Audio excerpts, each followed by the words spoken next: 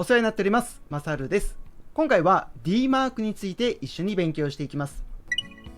今回学ぶ内容です。まず D マークとは何か概要をお話しします。その後に D マークの流れを見てみましょ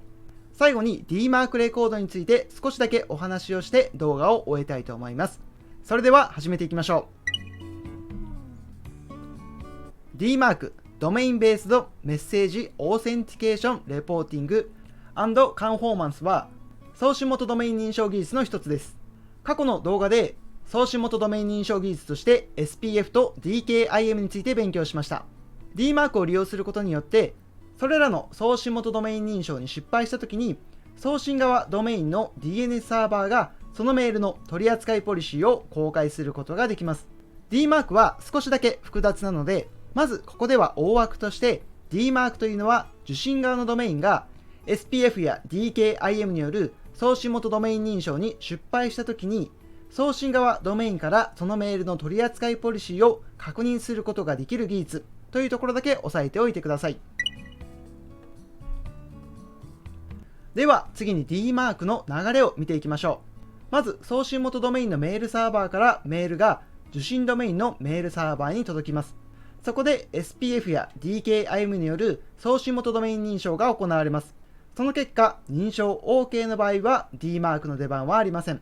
そのまま通常のメールとしてメールボックスに格納されます。もし SPF や DKIM による送信元ドメイン認証に失敗した場合が D マークの出番です。受信メールサーバーは送信元ドメインの DNS サーバーから D マークレコードを取得します。D マークレコードの中にはポリシーと呼ばれる認証に失敗したメールの取り扱いに関する情報が格納されています。例えばポリシーが NON なら認証に失敗しても通常のメールとして扱うというポリシーです。クアランチンなら隔離して迷惑メールホルダーに入れるというポリシーです。リジェクトならメールを破棄するというポリシーです。このように送信元ドメインに認証した場合にメールの取り扱い方法のポリシーを送信元ドメインが受信側に伝えることができるのが D マークです。受信側はポリシーを参考にしてメールの処理を決めることができます。この時のポリシーはあくまで参考であって最終的には受信ドメインのメールサーバーの設定によってメールの処理が決まります。D マークに記載されているポリシーは受信ドメインが送信元ドメイン認証に失敗したときにメールをどのように処理するのか、その一つの判断材料になるということですね。さらに D マークは検証失敗時のメールの取り扱い方法だけではなく検証失敗時のレポートの送り先を定義している場合もあります。送信元ドメインはレポートを受け取ることで自分のドメインになりすまされたメールがどれぐらい発生しているのかを把握することができます。最後に D マークのレコードの例を見ておきましょう。パラメータの V はバージョンを表しており、パラメータの P は検証失敗時のメールの取扱ポリシーを定義しています。先ほどもお伝えしましたが、ポリシーの値が NON の場合何もしない。クアランチンの場合、認証に失敗した場合に迷惑メールとして扱う。リジェクトの場合、認証に失敗した場合、メールを拒否するというポリシーを表しています。最後のパラメータの RUA は D マークのレポートの送り先を定義しています。それでは今回は一緒に D マークについて勉強しました。最後に少しだけお知らせです。皆さんの応援のおかげで本動画シリーズが書籍になります。発売日は2023年9月26日。全国書店にて発売です。通信販売、電子書籍での発売もあります。詳しくは概要欄をご覧ください。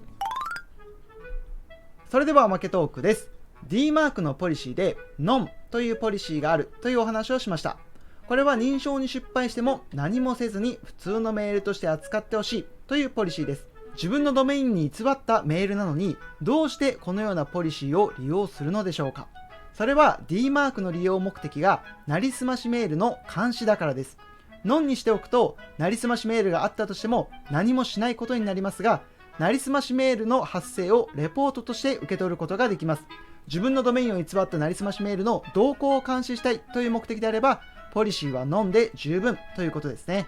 しかし攻撃者はポリシーが NON になっているドメインになりすましたなりすましメールを送る傾向があるので